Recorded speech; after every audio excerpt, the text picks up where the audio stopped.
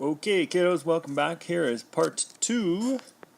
I got sort of cut off when I was going through these questions.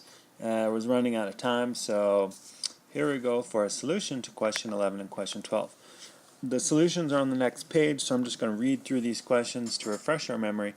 So 11 is asking, a car travels at a constant velocity of 30 meters per second for 1 minute and then slows down to a stop over the course of 10 seconds. How far did it go in total? Okay, and then question 12 is asking, a sprinter starts from rest and then accelerates constantly in the 100-meter dash, finishing in exactly 10 seconds. How fast were they going when they finished? Okie doke. So here go our solutions, and I think I got through some of this for question 11. They move a constant speed for 60 seconds, and then they decrease their speed for 10 seconds. And they come to a stop, meaning their speed eventually gets to 0.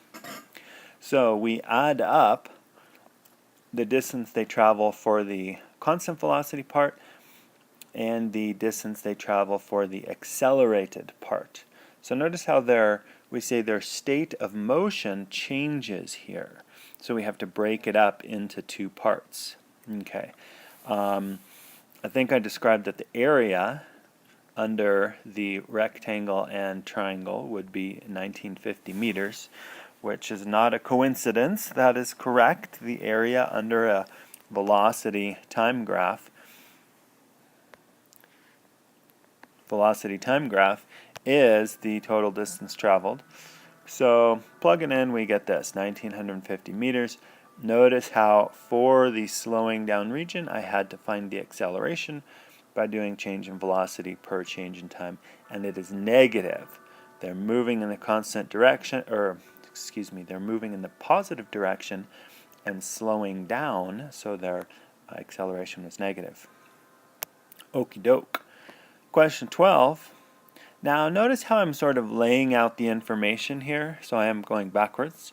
I read through question 11 and I wrote this down and I wrote this down and I wrote this down.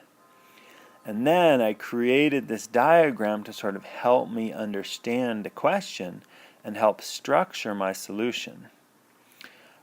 Similarly, for question 12, it seemed like this was what I did first. It was easiest to. I drew a little sprinter, started from rest, 100-meter dash, took 10 seconds. How fast were they going?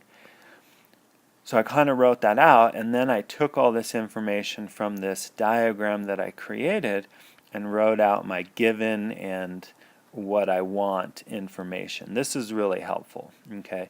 And I'm probably going to require that you do this.